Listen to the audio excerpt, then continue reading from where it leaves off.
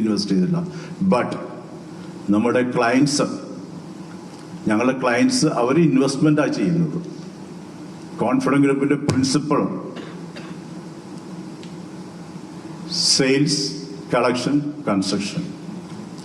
നമ്മളെല്ലാവരും ഞാൻ നേരത്തെ വീഡിയോയിൽ പറഞ്ഞിരുന്നത് പോലെ തന്നെ ഡെയിലി അന്നു വേണ്ട ആഹാരത്തിന് വേണ്ടി കഷ്ടപ്പെട്ട് വർക്ക് ചെയ്യുന്ന ആൾക്കാരാണ് ഞങ്ങൾ. ചെയർമാനായിരുന്നാലും അദ്ദേഹവും 18 മണിക്കൂർ അല്ലെങ്കിൽ 16 മണിക്കൂർ വർക്ക് ചെയ്യും. ഞാനായാലും അങ്ങനെ തന്നെ ഇവരൊക്കെ ആണെങ്കിൽ അതിൽ കൂടുതൽ വർക്ക് ചെയ്യുന്ന ആൾക്കാരാണ്. സോ അങ്ങനെ നല്ലൊരു ഹാർഡാണ്. അല്ലാതെ വെറുതെ പിന്നെ ചെയർമാന് സമയം കിട്ടുമ്പോൾ അദ്ദേഹം ഇതുപോലെ സോഷ്യൽ മീഡിയയിലൊക്കെ ആക്റ്റീവ് ആവും. അത് ഇതിൻ്റെ പാർട്ട് ആൻഡ് പാർസലാണ്. കാരണം ഒരു കമ്പനിയെ സംബന്ധിച്ച് അതിൻ്റെ ബ്രാൻഡിങ് വേണം. ഈ ബ്രാൻഡിങ് അല്ലാതെ ഒരു ബ്രാൻഡില്ലാതെ നമ്മളൊരു സാധാരണ ഒരു കമ്പനിയെ പോലെ പോയാൽ നമ്മൾ ബിസിനസ് നടത്താൻ അതായത് നമ്മൾ ഇൻവെസ്റ്റ് ചെയ്യാൻ, നമ്മളുടെ അപ്പാർട്ട്മെന്റ് വാങ്ങിക്കാനായിട്ട് ആളുകൾ കുറവായിരിക്കും. പക്ഷെ ഇതൊന്നും ഫേക്കായിട്ട് ചെയ്തിട്ടുള്ളതല്ല, ഒന്നും ഫേക്കല്ല, എല്ലാം റിയാലിറ്റിയാണ് ഇതെല്ലാം കാണിച്ചുകൊണ്ടിരുന്നത്. ഇപ്പൊ ചെയർമാൻ തന്നെ പറയാറുണ്ട്, ഈ കമ്പനിയിൽ 2 മണിക്കൂറിലെ സീനിയർ മാനേജ്മെന്റ് ഇല്ലാത്ത സമയമുള്ളൂ 24 മണിക്കൂറുള്ളിൽ. ചെയർമാൻ രാത്രി കിടക്കുന്ന 2 മണിക്കായിരിക്കും, ഞാൻ 4 മണിക്ക് എഴുന്നേൽക്കുന്നുണ്ടാവും. ആ 2 മണിക്കൂറല്ലാതെ ഇതിന്റെ അപ്പുറത്തേക്ക് ഇപ്പുറത്തേക്ക് ഒരു വോയിഡ് സ്പേസ് ഇല്ല എന്നുള്ള സത്യം. അത് ഇദ്ദേഹം മരിക്കുന്നവരെ ഉണ്ടായിരുന്നു. അപ്പോ അങ്ങനെയുള്ള ഒരു പാരമ്പര്യവും അതുപോലുള്ള ഒരു സ്ട്രാറ്റജിയും വെച്ച് പുലർത്തുന്ന കമ്പനിയാണ് കോൺഫിഡൻറ്റ് ഗ്രൂപ്പ്. എനിക്ക് എൻ്റെ ക്ലയൻസിനോട് പറയാനുള്ളത്, കഴിഞ്ഞ വെള്ളിയാഴ്ചയായിരുന്നു അദ്ദേഹം മരിച്ചത്. ഞായറാഴ്ച ഫ്യൂണറൽ, അത് കഴിഞ്ഞ് തിങ്കളാഴ്ച ഉച്ചയോടുകൂടി ഞങ്ങളെല്ലാ സൈറ്റുകളും ഫുൾ സ്വിങ്ങിൽ വർക്ക് സ്റ്റാർട്ട് ചെയ്തു. ആ ദിവസങ്ങളിൽ എല്ലാവരും ബാംഗ്ലൂർ വരേണ്ടതുകൊണ്ട് അങ്ങനെ നടന്നു. എല്ലാ വർക്കുകളും ഫുൾ സ്വിങ്ങിൽ പോയിക്കൊണ്ടിരിക്കുന്നു. കേരളത്തില് പ്രോജക്റ്റുകളും അതിൻ്റെ ഞാൻ നേരത്തെ പറഞ്ഞതുപോലെ അതിൻ്റെ എല്ലാ ഉത്തരവാദിത്വങ്ങളും ഞങ്ങൾക്കുള്ളതാണ്. ഇവിടെ വേറെ ചെയർമാന്റെ മരണം ഇതുമായിട്ട് ബന്ധപ്പെട്ട് ഇതിനെ ഡിലേ ആക്കുന്ന രീതിയിലുള്ള ഒരു ആക്ടിവിറ്റീസും ഇല്ല. ഇത് പ്യൂർലി ഇൻഡിപെൻഡന്റ് ആയിട്ടാണ് അവിടെയും ഇവിടെയും വർക്ക് ചെയ്തുകൊണ്ടിരിക്കുന്നത്. അപ്പോൾ ഇവിടുത്തെ ക്ലയൻസിനൊന്നും ഒരിക്കലും അവരുടെ ആ ആശങ്കകളുടെ ആവശ്യം ഒട്ടും തന്നെ ഇല്ലെന്ന് ഞാൻ പറയാം. ബാംഗ്ലൂരാണെങ്കിൽ അവിടെ ഡെഫിനറ്റ്ലി ചെയർമാനാണ് നോക്കിയിരുന്നത്. അപ്പം ആ ഒരു പുള്ളിയുടെ വിയോഗം മൂലം ഉണ്ടാവുന്ന പ്രശ്നങ്ങൾ, പക്ഷെ അവിടെ അപ്പാർട്ട്മെന്റുകളെല്ലാം അദ്ദേഹം പ്രോജക്റ്റുകളെല്ലാം തീർത്തു. 2 ടവറിന്റെ പെയിന്റിങ് മാത്രമേ ബാക്കിയുള്ളൂ. അതൊരു 2 മാസത്തിനുള്ളിൽ തീർന്ന് അതെല്ലാം തീർന്നു. അപ്പോൾ അവിടെയുള്ള ക്ലയൻസിനും യാതൊരു വിധത്തിലുള്ള പ്രശ്നങ്ങളോ ബുദ്ധിമുട്ടുകളോ ഉണ്ടാവുകയില്ല. പിന്നെ അദ്ദേഹം തിരിഞ്ഞു പോകുന്നത് 3 വർഷം മുമ്പ് മാസ്റ്റർ ഡെവലപ്പർ എന്ന നിലയിലാണ് പോകുന്നത്. എന്നോട് പലവട്ടം പറഞ്ഞിട്ടുണ്ട് എന്നോട്, MD നിങ്ങൾ ഇത് നിർത്തൂടെ, എന്നിട്ട് മാസ്റ്റർ ഡെവലപ്പർ ആവൂ, സ്ഥലം മേടിക്കൂ, ജോയിന്റ് ഡെവലപ്മെന്റ് വേണ്ടി കൊടുക്കുക, എസ്ക്രോ അക്കൗണ്ട് വഴി പൈസ എടുക്കുക, ഒരു തലവേദനയില്ല, ഒരു രീതിയിലുള്ള കാര്യങ്ങളില്ല. അങ്ങനെ അവിടെ 10 ഏക്കർ 20 ഏക്കർ 50 ഏക്കർ 100 ഏക്കർ വരെ വാങ്ങിച്ചിട്ട് അത് ചെയ്തുകൊണ്ടിരിക്കുക. അപ്പൊ അവിടെയുള്ള ഈ ലാൻഡ് വാങ്ങിച്ചിട്ട് ഈ ഡെവലപ്മെന്റ് കാര്യങ്ങളെല്ലാം ചെയ്യുന്നത് ആ ഡെവലപ്പറാണ്, നമ്മളല്ല. അപ്പൊ അതുകൊണ്ട് അവിടെയും വളരെയധികം സുരക്ഷിതമാണ്. കോൺഫിഡൻറ്റ് ഗ്രൂപ്പിൽ ഇൻവെസ്റ്റ് ചെയ്ത എല്ലാവർക്കും അതിൻ്റെതായ ബെനിഫിറ്റുകൾ കിട്ടും എന്ന് ഞാൻ പറയുന്നു. ഒരാൾക്കും ഇതിനെക്കുറിച്ച് ആവലാതി വേണ്ട എന്ന് ഞാൻ പറയുന്നു. പിന്നത്തെ പോയിന്റ്,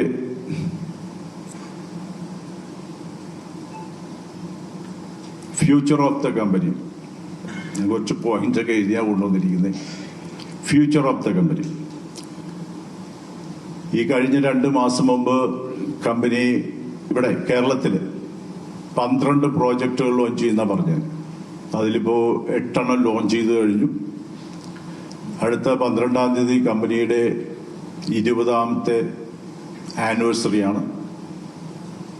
ആ ദിവസം ഞാൻ 2 പ്രോജക്റ്റുകൾ ലോഞ്ച് ചെയ്യുന്നുണ്ട്. പക്ഷേ നാളെ 2 ദിവസം കഴിഞ്ഞ് 12-ാം തീയതി അഖിലേന്ത്യാ പണിമുടക്ക് ഉള്ളതുകൊണ്ട് അത് ഞാൻ 14-ാം തീയതിക്ക് മാറ്റി.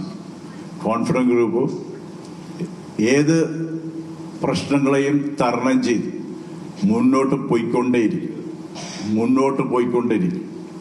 പല ബിൽഡേഴ്സും വടികോൾ ദാറ്റ് നമ്മുടെ ഇതുണ്ടല്ലോ, എന്താ പറയുക, മണി നിരോധിച്ചില്ലേ, ഡിമോണിറ്റേഷൻ ഉണ്ടായപ്പോൾ പലരും സ്ലോ ചെയ്തു. അതേപോലെ തന്നെ കൊറോണ വന്നപ്പോൾ കുറേ ആൾക്കാരെല്ലാം സ്ലോ ചെയ്തു. ഞാനിത് പുകഴ്ത്തി പറയുന്നതല്ല കേട്ടോ, പക്ഷെ നമ്മൾക്ക് അത് നമ്മുടെ ത്രോട്ടിൽ ഫുള്ള് പോയിക്കൊണ്ടിരുന്നതാണ് ആ സമയങ്ങളിലും. ഒരു വിധത്തിലും ഒരു കാരണവശാലും നമ്മൾ സ്ലോ ചെയ്തില്ല. ഇനി വേറൊരു നഗ്നസത്യം ഞാൻ പറയാം. കോവിഡിന് ഇന്ത്യ മുഴുവൻ ഷട്ട് ഡൗൺ ചെയ്തിരിക്കുമ്പോൾ ലോകവും തന്നെ ഷട്ട് ഡൗൺ ആയിരുന്നു. ആ ഒരു മാസം കോൺഫിഡൻസ് ഗ്രൂപ്പ് 16 കോടി രൂപയുടെ സെയിൽസ് എടുത്തു എന്നുള്ള സത്യം. 16 കോടി രൂപയുടെ. കൊറോണ സമയം കഴിഞ്ഞു. മന്ത്ലി സാലറി എല്ലാവർക്കും അതേ ഡേറ്റിൽ തന്നെ കൊടുത്തുകൊണ്ടിരുന്നു. അതേപോലെ തന്നെ കൊറോണയുടെ ഇത്തരം രീതിയിൽ ഫിനാൻസ് എല്ലാ ബിസിനസ് മേഖലയിലും തകർത്തപ്പോഴും നമ്മളിവിടെ ബോണസ് വരെ കൊടുത്തു. അപ്പോൾ ഞങ്ങളുടെ commitment towards clients, towards staff, towards everybody. ചെയർമാനെ സംബന്ധിച്ചിടത്തോളം അദ്ദേഹം ഇവിടെ ഒരു റിയാലിറ്റി ഷോകളൊക്കെ കൊണ്ടുവന്നു. അതിനെല്ലാം എങ്ങനെ നാടിന് അനുഗ്രഹമായെന്ന് നിങ്ങൾക്ക് എല്ലാവർക്കും അറിയാം. ബിഗ് ബോസ് അങ്ങനെയുള്ള എന്റർടൈൻമെന്റ് കാര്യങ്ങളിലെല്ലാം അദ്ദേഹം പൈസ മുടക്കി. ഓഫ് കോഴ്സ് ബ്രാൻഡിങ്ങിനുണ്ടാവും, പക്ഷെ എന്നിരുന്നാലും അങ്ങനെ പൈസ മുടക്കാൻ താല്പര്യം അതിനുള്ള മനസ്സുമുള്ള ആളായിരുന്നു അദ്ദേഹം. അദ്ദേഹത്തെയാണ് നമ്മൾ ഓൾച്ചേഴ്സിനെ പോലെ തിന്നണത് ഇവിടെയുള്ള ആൾക്കാർ. ഇവിടെയുള്ള പല യൂട്യൂബേഴ്സും അതുപോലുള്ള മാധ്യമക്കാരുമില്ല. നിങ്ങളല്ല കേട്ടോ, സോറി, 100 യൂട്യൂബേഴ്സ് ഉണ്ടെങ്കിൽ 3-4 പേരേ ഉള്ളൂ ഇത് ചെയ്യുന്നത്. ബാക്കി എല്ലാവരും പെർഫെക്റ്റ്ലി ഓൾ റൈറ്റ്, ഒരു കംപ്ലൈന്റും ഇല്ല. മുഖ്യധാര മീഡിയ എല്ലാം ഞങ്ങൾ വളരെയധികം സപ്പോർട്ട് ചെയ്തു. പ്രിന്റ് മീഡിയ ആയിക്കോട്ടെ, വിഷ്വൽ മീഡിയ ആയിക്കോട്ടെ, എല്ലാവരും നല്ല രീതിയിൽ സപ്പോർട്ട് ചെയ്തു. Thank you very much. പിന്നെ ഇതിനകത്ത് വേറെ എന്താ പറയാൻ,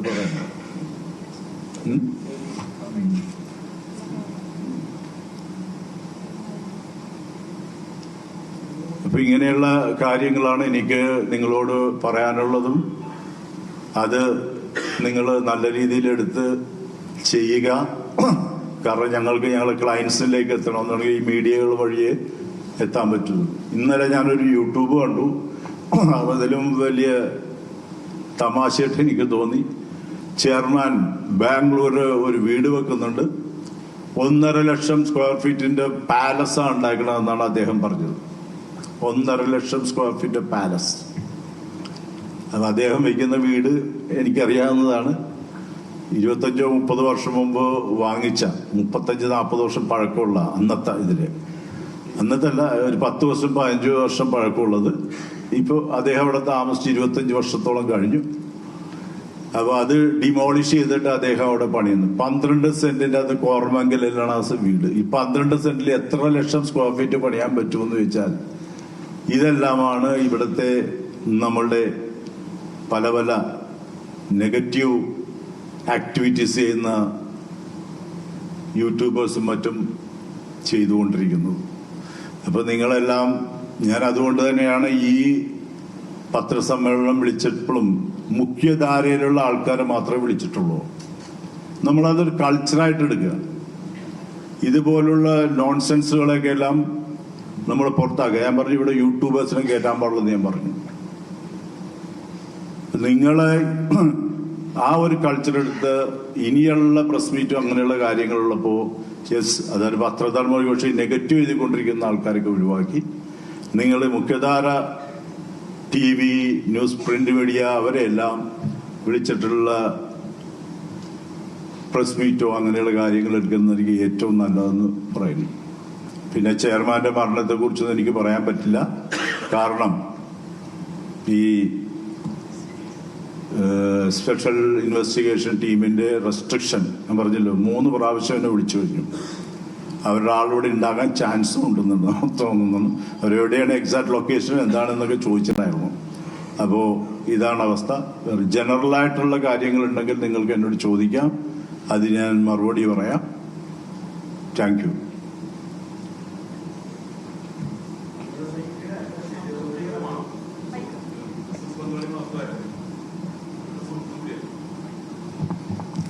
അങ്ങ് സി.ജെ. റോയിയുടെ ഒരു അടുത്ത സുഹൃത്ത് ബിസിനസ് പങ്കാളി മാത്രമായിരുന്നില്ല, ഒരു സുഹൃത്തു കൂടിയായിരുന്നു. അതെ. എന്തുകൊണ്ട് അദ്ദേഹത്തെ ഇമോഷണലി പ്രൊട്ടക്ട് ചെയ്യാൻ താങ്കൾക്ക് പറ്റിയില്ല? തൊട്ടടുത്ത് താങ്കളുണ്ടായിരുന്നു. ഇമോഷണലായിട്ട് പുള്ളി വളരെ സ്ട്രോങ് ആയിട്ടൊരാളാണ്, മനസ്സിലായില്ലേ? പുള്ളി ഒരാളും സപ്പോർട്ട് ചെയ്യണോ ഒരാളും കൺവിൻസ് ചെയ്യണോ പുള്ളിക്ക് താല്പര്യമില്ലാത്ത കാര്യം. ഹി വിൽ സേ അത് മൈ പേഴ്സണൽ പ്രോബ്ലം, അങ്ങനെ പറയുന്നൊരു ഏത് കാര്യത്തിനായാലും. അപ്പോൾ അല്ലാതെ ഞാനവിടെ കൂടെ ഉണ്ടായിരുന്നു, വളരെയധികം കൂടെ ഉണ്ടായിരുന്നു. പക്ഷെ നമ്മൾക്കൊരിക്കലും ആ ഒരു രീതിയിലേക്ക് പോകുമെന്ന് എനിക്ക് അറിയില്ലല്ലോ. ഫസ്റ്റ് ഓഫ് ഓൾ അതൊന്നും അദ്ദേഹത്തിന് റീഡ് ചെയ്യാൻ പറ്റില്ല ആർക്കും. അതായിരുന്നു അതിന്റെ കാര്യം.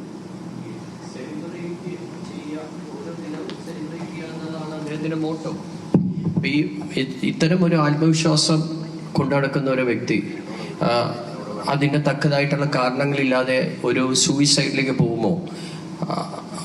അത്ര വീക്കാണോ? അല്ലെങ്കിൽ അദ്ദേഹത്തിന് എന്തുകൊണ്ടത് അങ്ങനെ ഒരു ഇതിലേക്ക് പോയി? അത് ഇപ്പൊ അന്വേഷിച്ചുകൊണ്ടിരിക്കുന്ന കാര്യമാണല്ലോ. എനിക്കതിൽ യാതൊരുവിധ കമന്റും പറയാൻ പറ്റില്ല. അതാണ് അതിന്റെ സത്യം. അല്ല, അതിന്റെ സോറി, തക്കതായിട്ടുള്ള റീസൺസ് അതാണ് ഈ സ്പെഷ്യൽ ഇൻവെസ്റ്റിഗേഷൻ ഓഫീസേഴ്സ് ചെയ്തുകൊണ്ടിരിക്കുന്നത്. അവര് ഇതിനെക്കുറിച്ച് അന്വേഷിച്ചുകൊണ്ടിരിക്കുന്നു. ഞാൻ പറഞ്ഞല്ലോ, ഒരു 3 പ്രാവശ്യം ഇന്ന് വിളിച്ചിട്ട് സർക്കിൾ ഇൻസ്പെക്ടർ വിളിച്ചിരുന്നു, 3 പ്രാവശ്യം ഇത് ACP വിളിച്ചിരുന്നു. അപ്പോൾ അങ്ങനെയുള്ള സാഹചര്യത്തിൽ ഞാനതൊന്നും റിലീവ് ചെയ്യാൻ താല്പര്യമില്ല. അത് എനിക്കും പ്രശ്നമാണ്, എല്ലാവർക്കും പ്രശ്നമാണ്, കമ്പനിക്കും പ്രശ്നമാണ്. ചില പ്രമുഖ സിനിമാ താരങ്ങൾ ഇതിൽ ഇൻവെസ്റ്റ് ചെയ്തിട്ടുണ്ടെന്ന് പറഞ്ഞ് ഒത്തിരി ന്യൂസ് വരുന്നുണ്ട്. കേട്ടില്ല. മോഹൻലാലിനെ പോലുള്ള പ്രമുഖ താരങ്ങൾ ഈ കമ്പനിയിൽ ഇൻവെസ്റ്റ് ചെയ്തിട്ടുണ്ട് എന്നുള്ള ഒരു വാർത്തയൊക്കെ വരുന്നുണ്ട്. അതിന്റെ സത്യാവസ്ഥ എന്താണ്? മോഹൻലാലും ഇദ്ദേഹമായിട്ട് എന്താണ് അതിന്റെ ബന്ധം? അങ്ങനെയുള്ള കാര്യമാണ് ഞാൻ നേരത്തെ പറഞ്ഞത്. നമ്മൾക്ക് അങ്ങനെ ഒരു ഇൻവെസ്റ്റേഴ്സും ഇല്ല, ഒരു കാര്യമില്ല. അവര് തമ്മിലുള്ള ബന്ധം കാസ്നോവ എന്ന മൂവിയിലൂടെയുള്ള ഒരു ബന്ധമാണ്. ആന്റണി പെരുമ്പാവൂർ അതൊരു ഫാമിലി ഫ്രണ്ടാണ് ഞങ്ങളുടെ. അത്ര ബോണ്ടിങ് ആണ് അവരുമായിട്ട്. അതുപോലെ ഈ ആന്റണി പെരുമ്പാവൂരിന്റെ ഓരോ പിക്ചർ വരുമ്പോഴും സിനിമ റിലീസ് ചെയ്യുമ്പോഴും അതിലെല്ലാം ബാനറിൽ കാർഡ് ഇടുന്നുണ്ട്. അല്ല ഡോക്ടർ റോയ്, CJ, അത് അങ്ങനെയുള്ള ഇതെല്ലാം അവരുടെ ആ ഫ്രണ്ട്ഷിപ്പിന്റെ പുറത്ത് ഫ്രീ ഓഫ് കോസ്റ്റിൽ ചെയ്യുന്നതാണ്. അല്ലാതെ ഇവരാരും നമ്മളിൽ ഇൻവെസ്റ്റ് ചെയ്യാൻ വന്നിട്ടുമില്ല, നമ്മളെ പറഞ്ഞിട്ടുമില്ല, ചെയ്തിട്ടുമില്ല, ചെയ്യയില്ല. ഒരാളെ ഇൻവെസ്റ്റ്മെന്റ് കമ്പനിയിൽ എടുക്കില്ല. ഫസ്റ്റ് ഓഫ് ഓൾ അവരെ കൊണ്ടുവന്നാൽ അവർ പറയുന്ന പോലെ നമ്മൾ പോകണം. No way. ഞങ്ങൾക്ക് ഞങ്ങളുടേതായ ഡയറക്ഷൻ ഉണ്ട്, ഞങ്ങളുടേതായ സിസ്റ്റം ഉണ്ട്, അതിലേ പോയിക്കൊണ്ടിരിക്കും. ഇതെല്ലാം കള്ളപ്രകാരം എല്ലാവർക്കും പല രീതിയിൽ പറയാമല്ലോ. അപ്പോൾ അതിന്റെ ഭാഗമാണ് അതെല്ലാം. പാവം മോഹൻലാൽ ഒന്നും അറിഞ്ഞു കാണില്ല. സാർ, 2 കാര്യങ്ങൾ. ഒന്ന്, ഈ SITയുടെ അന്വേഷണ റിപ്പോർട്ട് വരുന്നുണ്ടല്ലോ, അത് ഒരു തൃപ്തികരമായ രീതിയിലാണോ പോകുന്നത്? നിങ്ങൾ കമ്പനിയുടെ ഒരു അനുഭവം. രണ്ടാമത്തെ കാര്യം, സീറോ ഡെറ്റ് കമ്പനി എന്നാണ് പറയുന്നത്. അപ്പോൾ നിങ്ങളുടെ കമ്പനിയുടെ ബുക്കിൽ ലയബിലിറ്റി എന്നതിനകത്ത് ലോൺ എന്നൊരു കാര്യം ഇല്ലേ? ഞങ്ങളുടെ ബുക്കിന്റെ അകത്ത് ലോൺ എന്ന് പറയുന്ന ഒന്നുമില്ല. ബാങ്കിൽ നിന്ന് ഒരു പൈസ എടുക്കത്തില്ല, പ്രൈവറ്റ് ഫിനാൻസിൽ നിന്ന് പൈസ എടുക്കത്തില്ല, പ്രൈവറ്റ് പാർട്ടികളിൽ നിന്ന് ഇൻവെസ്റ്റ്മെന്റ് എടുക്കില്ല. അതിന്റെ റിപ്പോർട്ട് അതിന്റെ ബുക്സില് ക്ലീൻ ട്രാൻസാക്ഷനാണ്. അതിൻ്റെ അകത്തൊന്നുമില്ല. അതുകൊണ്ടാണ് നമ്മൾ ഡിക്ലെയർ ചെയ്യണത്. Confidence group zero. ആർക്ക് വേണമെങ്കിലും എന്താ പറയാ, റൈറ്റ് ഓഫ് ഇൻഫർമേഷൻ വെച്ച് ചെയ്തു നോക്കാം. അല്ല, ക്ലയന്റിന്റെ നിന്ന് വാങ്ങിക്കുന്നത് വെച്ചാൽ അത് അവരൊരു അപ്പാർട്ട്മെന്റ് വിൽക്കുമ്പോൾ വാങ്ങിക്കുന്നതാണ്. അതിൽ വേറെ അതൊരു ഇൻവെസ്റ്റ്മെന്റ് അല്ലല്ലോ. അത് അവർക്ക് അപ്പാർട്ട്മെന്റ് വേണം, അതിന് നമ്മൾ ഓരോ സ്റ്റേജ് വൈസസ് ആയിട്ട് അവരുടെ നിന്ന് പൈസ വാങ്ങിക്കുന്നു, അത്രയേ ഉള്ളൂ. അപ്പോൾ ഇത്രയും പദ്ധതികൾ നടപ്പിലാക്കാൻ സാധിച്ചത് എങ്ങനെയാണ്? അതിന് ഇങ്ങനെയുള്ള പദ്ധതികൾ നടപ്പാക്കുമ്പോൾ ഈ പദ്ധതിക്ക് വേണ്ടുന്ന ഇപ്പൊ 1000 കോടിയാണെങ്കിൽ ഇപ്പൊ ഞാൻ 12 പ്രോജക്റ്റുകൾ ലോഞ്ച് ചെയ്യുന്നുണ്ട്. 1600 കോടി രൂപയാണ് ഗ്രോസ് വാല്യൂ കാണിക്കുന്നത്. ഈ 1600 കോടി രൂപ വെച്ചിട്ടല്ല നമ്മൾ ബിസിനസ് ചെയ്യണേ. അതാണ് ബിസിനസ്. പൈസ വെച്ചുകൊണ്ട് ബിസിനസ് ചെയ്യുന്ന ആളല്ല ഞങ്ങള് വിശ്വാസമുള്ള ക്ലയൻസിന് നമ്മൾ അത് വിറ്റ് എടുത്ത് അതനുസരിച്ച് പറക്കും. അത് ഞാൻ പറഞ്ഞ sales, collection, construction, this is. അപ്പോൾ ഞങ്ങൾ അത്രയധികം അഗ്രസീവായിട്ട് സെയിൽ ചെയ്യും, അഗ്രസീവായിട്ട് കളക്ട് ചെയ്യും, അഗ്രസീവായിട്ട് കൺസ്ട്രക്ഷൻ ചെയ്യും. ഇതിന് 1000 കോടി 2000 കോടി ഒന്നും വേണ്ട. അതൊക്കെ ഒരു എന്താ പറയുക, ഒരു പടങ്ങൾ കാണിക്കുന്നു അത്രയും ആൾക്കാർ. ഒരു കാലത്ത് ഞാൻ പറഞ്ഞുതരാം, 10 ലക്ഷം രൂപ ഉണ്ടെങ്കിൽ ഞാൻ 200 കോടി രൂപയുടെ പ്രോജക്റ്റ് ഇറക്കുമായിരുന്നു. 10 ലക്ഷം രൂപ മാത്രം വെച്ചിട്ട്. അപ്പോ അത് ബിസിനസ് ട്രിക്കൽ, ഒരാളെ പറ്റിച്ചിട്ടല്ല കേട്ടോ. അത് എഫിഷ്യൻസിയാണത്. ആൾക്കാരുടെ വിശ്വാസം. നമ്മുടെ ലാൻഡ് വേണമെന്ന് വെച്ചാൽ ലാൻഡ് കൊണ്ടുവന്ന് തരാൻ ആൾക്കാരുണ്ട്, ലാൻഡ് ലോഡ്സ് ഉണ്ട്. അവർ പറയും ജോസഫ് ഇതാണ് പരിപാടി. അപ്പൊ ഞാൻ പറയും ഇതാണ് നിങ്ങളുടെ പരിപാടി, you take your part and I will take my part. ഈ ലാൻഡ് ജോയിന്റ് വെഞ്ചർ തന്നെ ആൾക്കാർക്ക് അവരുടെ ലാഭം കൊടുക്കണം. അത് ചെയ്തിട്ട് എഗ്രിമെന്റ് ഉണ്ടാക്കി നേരെ പ്ലാൻ സാങ്ഷൻ എടുക്കുക, ചെയ്യുക. അപ്പോ ഇതിനൊന്നും ലിക്വിഡിറ്റി ഒന്നും വേണ്ട. നമ്മൾ ഉദ്ദേശിക്കുന്ന പോലെ ഒരു 100 കോടി ഉണ്ടെങ്കിൽ 1000 കോടിയുടെ ബിസിനസ് ചെയ്യാൻ പറ്റുമെന്ന് പറഞ്ഞാൽ സീറോ. അതിൽ 1 രൂപ കൊണ്ട് 1000 കോടിയുടെ ബിസിനസ് ചെയ്യണമെന്നാണ് ഏറ്റവും സ്ട്രോങ്. പക്ഷേ ഞങ്ങളുടെ finance situation, finance structure was very strong, very very strong. ഞങ്ങൾക്ക് ധാരാളം ലാൻഡുകളൊക്കെ അവിടെ ഇവിടെയൊക്കെ മേടിച്ചിട്ടുണ്ട്, അങ്ങനെയുള്ള കാര്യങ്ങൾ. It's very very strong finance situation. അതുകൊണ്ടാണല്ലോ സീറോ ഡെറ്റ് ആയിട്ട് പോകാൻ പറ്റുന്നത്. നിങ്ങൾക്ക് RTA വഴി എടുക്കാം, you check it. If anything wrong just let me know. Sir, ഈ